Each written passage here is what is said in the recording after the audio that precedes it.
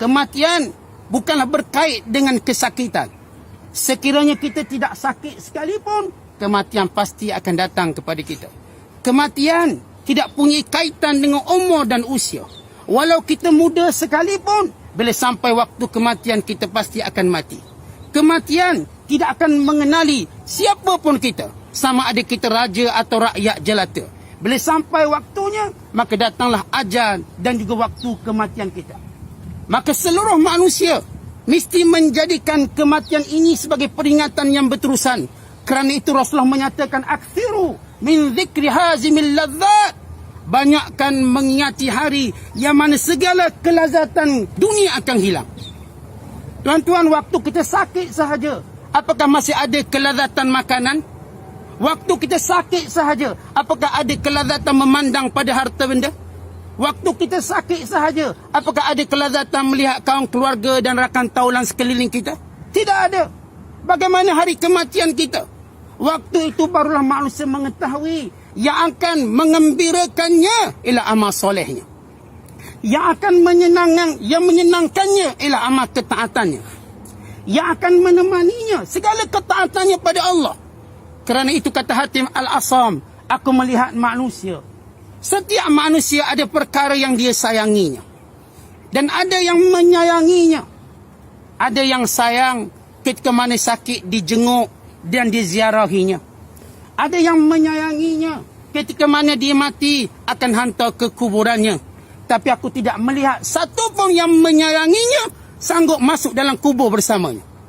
Tidak ada satu pun orang yang menyayangi kita, sama ada isteri, suami, anak-anak kita, yang sanggup atas nama cinta dan kasih sayang untuk mati, untuk duduk bersama kita dalam kubur. Tidak ada. Dia akan ditinggalkan bersendirian.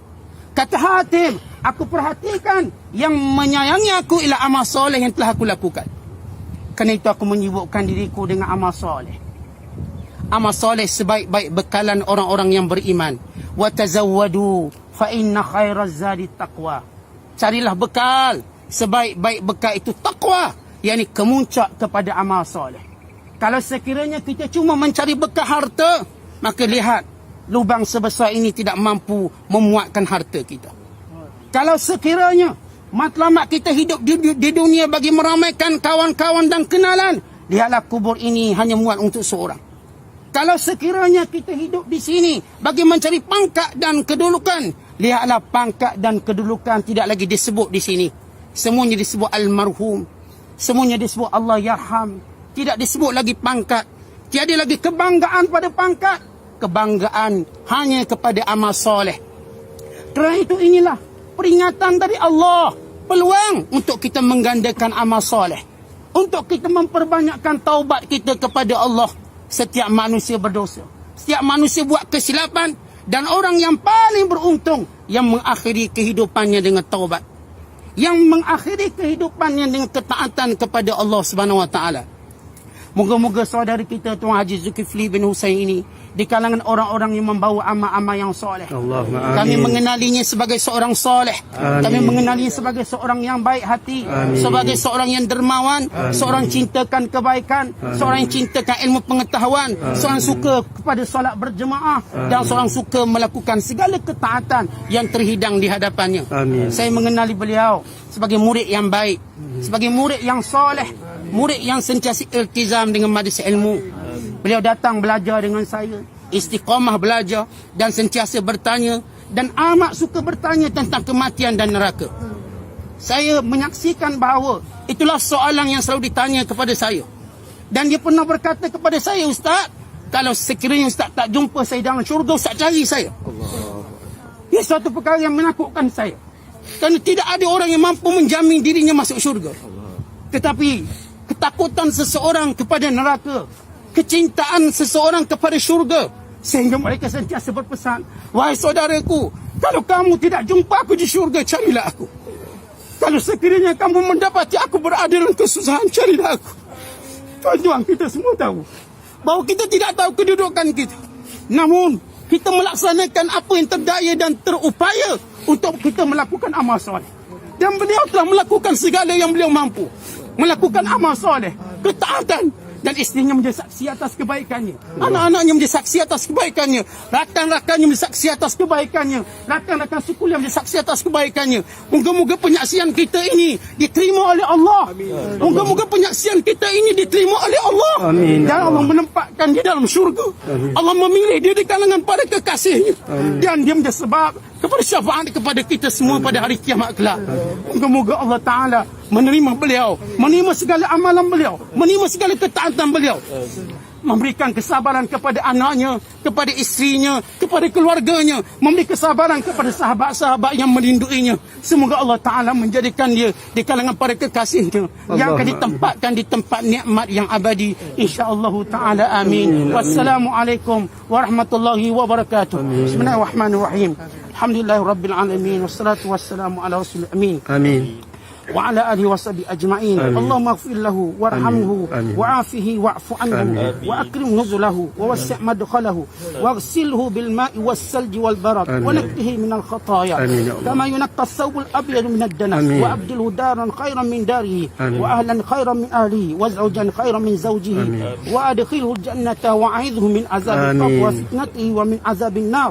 ربنا اغفر لنا ولإخواننا الذين سبقونا بالإيمان ولا تجعل في قلوبنا غلا للذين آمنوا ربنا إنك رؤوف رحيم. ربنا آتنا في الدنيا حسنة وفي الآخرة حسنة وقنا عذاب النار.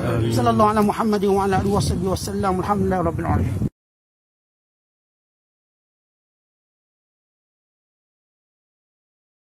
Tuan-tuan tengok apa Allah yarham Tok Bruni Aziz. Tok Bruni Aziz, dia orang sunnah, dia cukup kuat pegang sunnah. Tok Bruni Aziz cukup kuat pegang sunnah. Tok Bruni Aziz dia kuat tuan-tuan, dia pegang sunnah kuat. Dia pernah mai di Padang Serai. Ada satu masa hayat dia mai di Padang Serai. Saya tahu ni pasal orang main habang kat saya. Jadi dia pergi semayang di masjid. Kebetulan ada sahabat meninggal. Jadi dia minta dia lah, pasal dia dah doa dah di masjid tu. Allah, dia kata rezeki kawan yang matilah, boleh minta dia untuk baca talqin lepas kematian. Dia tak mau, mula tu dia tak mau. Dah semua main duk minta ni, keluarga, anak-anak main kata minta Datuk Guru, buat ringkas-ringkas pun tak apa. Dia pergi dia pergi, dia berdiri dekat kubur ni, lepas selesai ke bumi semua dah perata tanah, dia berdiri menghadap kiblat. Dia cakap lah satu tazkirah ringkas dia bagi. Orang nak duduk, dia jangan duduk. Dia kata jangan duduk. Pasal apa? Hadis terang abang la tajlisu alal kubur ni. Jangan duduk atas kubur.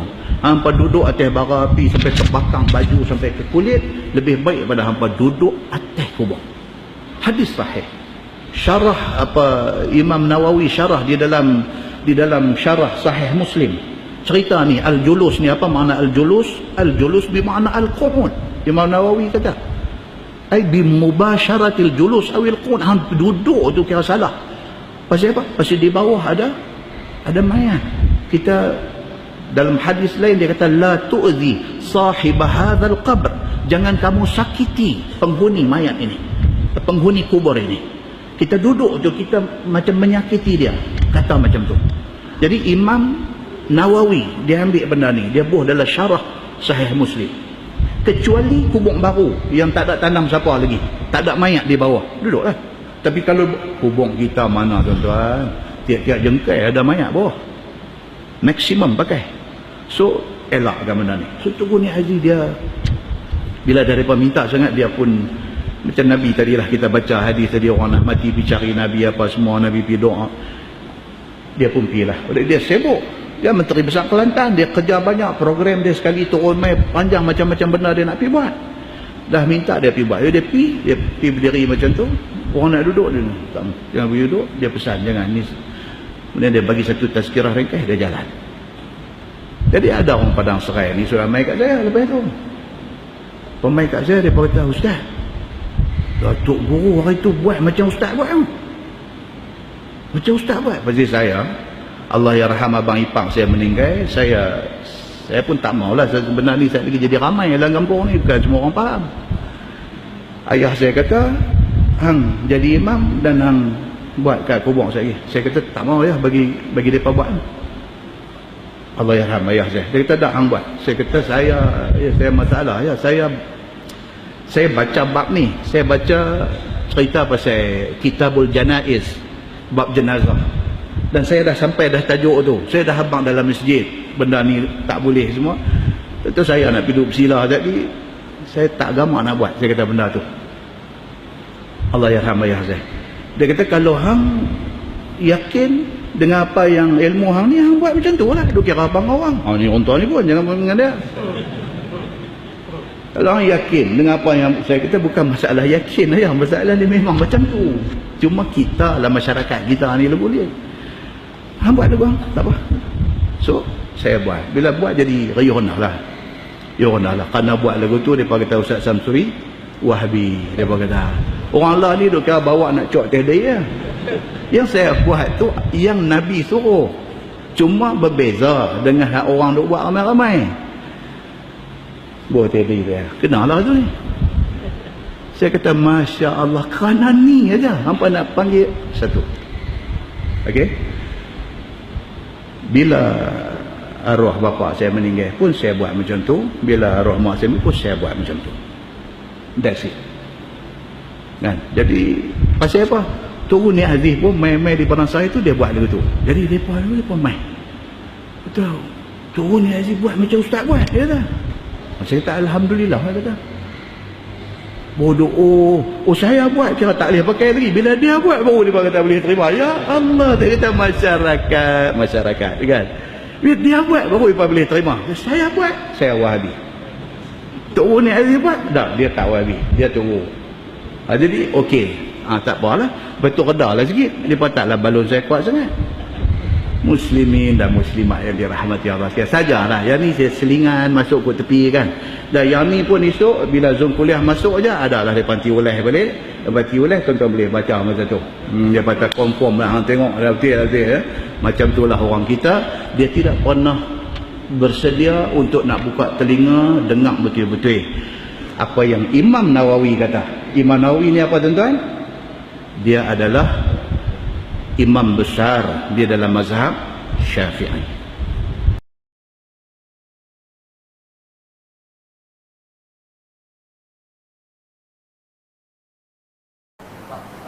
Iya.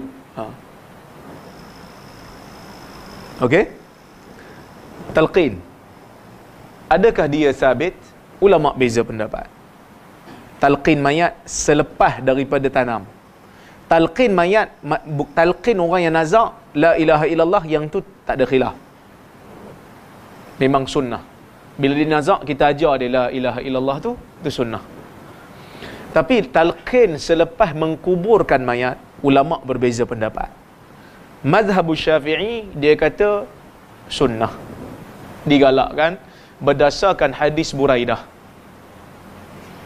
Hadis Buraidah ni dipakai oleh mazhab Syafi'i, tapi hadis ni tidak sahih. Hadis ni dhaif.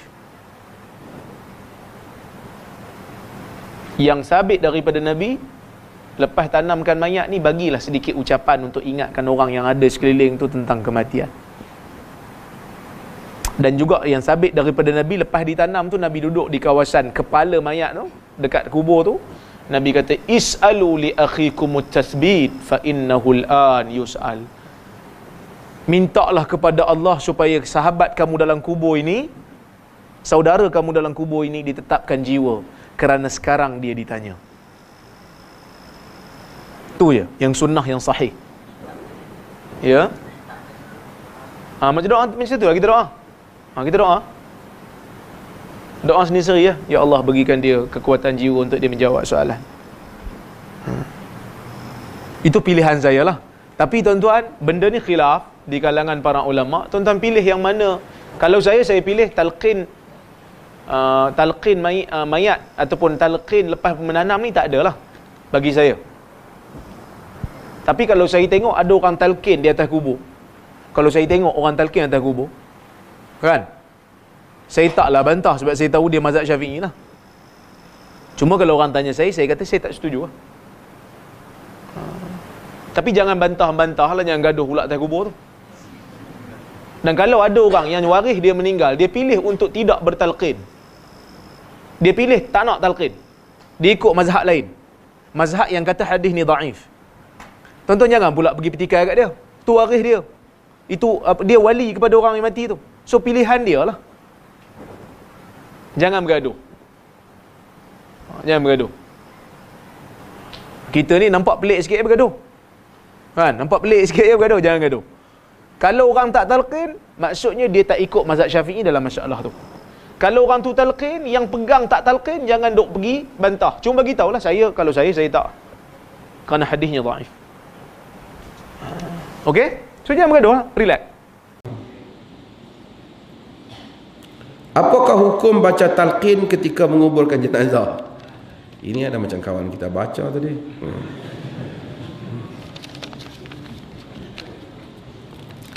Tuan-tuan, ada perkataan riwayat Al-Bazzar yang Nabi sebut bahawasanya laqinu mautakum la ilaha illallah. Nabi suruh sebut laqin. Laqin ni kita ajak la ilaha illallah pada orang yang nak mati. So kita kata la ilaha illallah. Ada riwayat yang menyebut bagaimana Nabi sallallahu alaihi wasallam, An-Nawawi sebut di dalam Majmu', bagaimana Nabi sallallahu alaihi wasallam tanya kepada orang yang dah dikuburkan, tidakkah syurga itu benar, neraka itu benar, dan seumpamanya.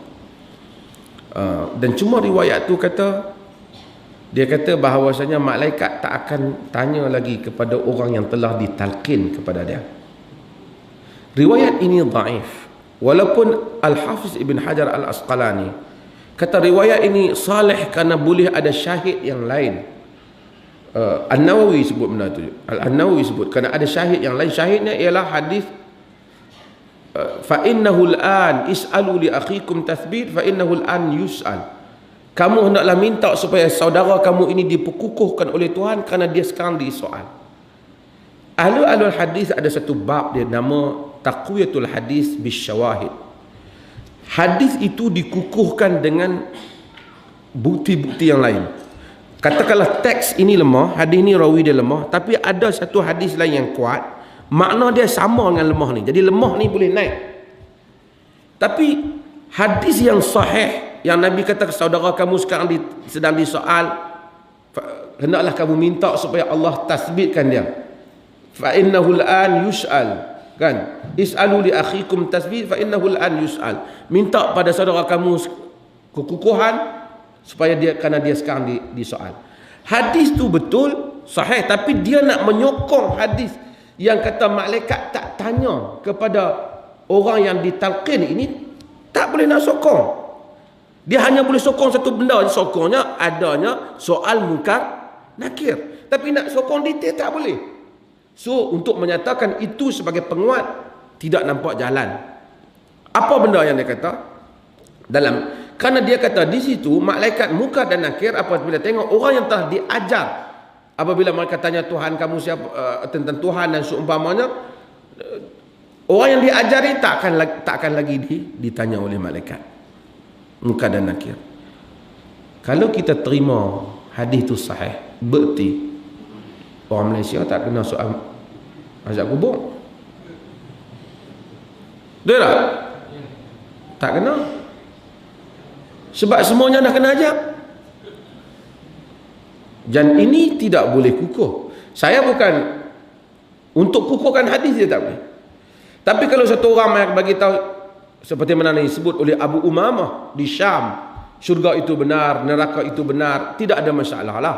Kerana walaupun dhaif, dia ada memperingatkan, wahai fulan, sesungguhnya syurga itu benar, neraka itu benar, apa yang Nabi bagi tahu itu benar. Itu tidak ada masalah, secara umum lah dikatakan dia amal oleh orang-orang Syam. Tapi nak habaq detail, maka malaikat akan datang dan kemudian dia akan menyuruh kamu duduk, dan kamu naklah duduk.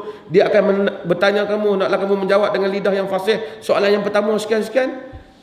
Ini macam dia kata janganlah kamu gentar, jawablah kamu dengan lidah yang fasih. Terus dia kata member dia yang duk rock atas kubur, yang tak mati lagi, duk rempit dengan dia kata member kita punya teruk tu, imam kata relax, jawab dengan lidah yang fasih. Kerana yang membantu orang jawab itu ajaran kita atas kubur ke amalan dia. Amalan dia. Amalan dia. Katakanlah kita ni satu orang saleh. Saleh sangat-sangat. Mati di Mekah. Mati di Madinah. Tanam di Baqi'. Tempat tu sahabat Nabi tu. Tak ada siapa pergi hajak dia. Soalan pertama nak jawab. Tak ada soalan sport tak naik. So tak ada siapa hajak dia. Dia boleh jawab tak soal muka nakir? Dia boleh jawab tak? Oh, semua tak berani. Dia boleh jawab tak? Dia boleh jawab. Kerana yang membantu dia apa? Amalan salih. Kalau satu orang tu memang hantu besar, dia mati di Malaysia, satu kampung yang sangat tradisional, ataupun dia mati dia ada pangkat, semua ni imam-imam hebat-hebat ni, jubah pun mahal ni, tempah 2,500, serban punya style, lagi punya duduk ayat, dan malaikat akan bertanya padamu soalan yang pertama. Kau dengar elok-elok cara aku jawab ni. Soalan yang pertama ni, jawapan dia Allah, Tuhan. Aku ulang, dengar. Allah. Kok hang tak ingat, ni ada seorang lagi, tu imam besar. Hang tolong habaq pula. Imam besar pun ulang. Tuan-tuan, dia boleh jawab ke tak? Dia boleh jawab ke tak? Oh boleh. Boleh ke tak? Kita fikir takkan tak boleh. Tak boleh. Kerana yang membolehkan dia jawab pada amalan soleh. Soalan apa nak bahas, talqin tak talqin atau apa nak bahas, apa dia pun nak bahas, kita tak bahas. Tapi bila orang tanya, kita nak bagi tahu supaya orang jangan keliru. Supaya jangan orang sangka Allah, nak takut apa azab kubur. Member kita punya teruk mati Tok Imam ajak, okey.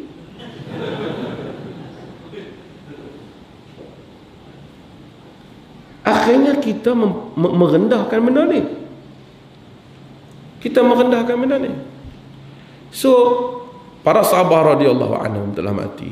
Mereka pergi mati di Arab yang tak disebutkan. Mereka jawab dengan amalan saleh mereka. Jawab dengan amalan saleh. Jangan kita duk fikir aku tak apa, tu imam member baik aku. Ni aku mati hajak aku elok jangan nak main-main hajak aku.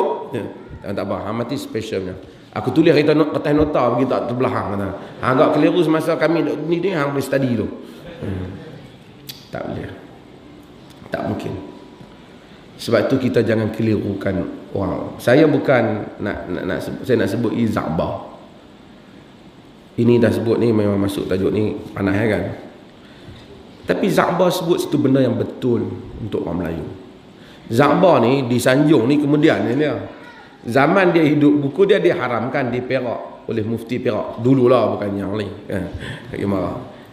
Dengan titah Sultan Perak, buku Za'bah telah diharamkan. Iaitu perangai bergantung kepada diri sendiri. Buku tu dicetak oleh Dewan Bahasa dan Pustaka. Orang yang bagi kat saya first ialah Profesor Mku Aziz. Dia kata dia dah baca puluh kali, dia suruh saya baca. Masa saya jadi mufti, saya baca. Saya ambil buku tu, saya tengok di kulit buku tu masa cetak, ada beberapa perkataan Za'bah yang menarik. Za'bah kata, orang Melayu hendaklah bergantung dengan diri mereka. Orang Melayu ni telah diajar sehingga tak boleh hidup tanpa bergantung dengan orang. Kalau nak menega, kata Za'bah, kalau zaman tu, kalau tidak dibantu orang, dia tak boleh menega. Nak buat, nak belajar, kalau orang tak bagi duit ke anak dia, tak boleh belajar. Semua dalam hidup semua bergantung. Sehingga dia diajar sehingga mati. Sehingga mati pun kata Za'bah, dia tak harapkan amalan dia, mengharapkan sedekah pahala orang mai ke dia. Za'bah kata, itulah punca orang Melayu mundur di dalam hidup dan beragama. Sebab sentiasa diajar supaya bergantung ke orang. Dia bukan nak beramal amalan soleh, tak apa. Aku tak tahu Tok Imam ajak. Masa hidup dia tak main masjid pun tanya Tok Imam, mati Tok Imam ajak. Tak apa. Hang tak sama mengaji lagi, mati kau abang, aku selesai. Kata Za'bah, ini puncanya. Sedangkan agama itu mengajar manusia membangun. Agama itu membangunkan manusia, mendirikan manusia, menjadikan suatu bangsa itu kuat. Tapi dengan Islam yang versi Melayu itu telah menjadikan orang Melayu sentiasa bergantung pada orang lain. Bukan saja bergantung masa hidup di dunia, bergantung juga masa hidup di akhirat. Dia tak Wahabi, dia sama.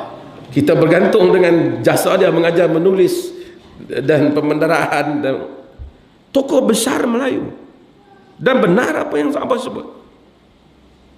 Yalah, saya tahu, kata, oh ini masalah khilafah, saya tahu, tetapi berlebih-lebihan dalam hal ini.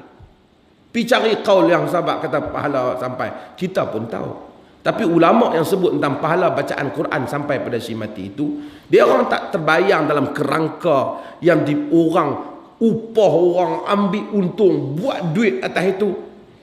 Indulgences yang ditentang oleh dalam Protestan, oleh aliran Protestan dengan Katolik berlaku dalam agama. Ni nak mari bulan puasa pula, keluar sijil macam-macam. Semua orang keluar. RM15, pahala RM15, pahala RM20, pahala RM30. Senang pahala boleh beli macam ni, macam harga saham. Nah, ni borang RM15. Tu dia nama. Hantar mai. Kita duduk kata bagi pahala RM15 kat saya. Maksudnya macam tu lah. Abang maksudnya lagi, bukan macam tu. Macam mana? Dak, harga dia RM15, pahala ada sama pahala RM15 dengan hak borang RM20? Tak sama. Bukan duit itu macam kita pergi beli tanah wakaf. Kita wakaf tu cerita lain. Ni dia baca. Satu orang yang baca kerana nak duit, adakah dia mendapat pahala? Kalau dia tidak mendapat pahala, pahala apa yang hendak dia hantar kepada orang lain? Tapi kalau kita duduk saja teringat kat kawan kita, dulu duduk main mengaji kerap aku, ningai lah. Kita pun duduk, Qul huwallahu ahad, Allahu samad, lam yalid wa lam yulad wa lam yakul lahu kufuwan ahad. Ya Allah, kalau ada pahala Qul huwallah ni, bagilah kat kawan saya, dia baik dengan saya tu. Allah mustajabkan doa itu, seperti macam pendapat Ibnu Salah dan juga sebahagian dalam Sadah Hanafiyah, dalam mazhab Hanafi dan seumpamanya. Sampailah kalau Allah mustajab, benda yang berlaku secara nature, di atas kasih sayang. Ini benda yang disusun. Di sebahagian negeri dibuat, ada pula ni nak buat pahala kat ayah saya, nak hak package mana? Ya, yang 2,500, 3,000. Ini benda orang kata, pasal apa hampa suka kalut benda ni?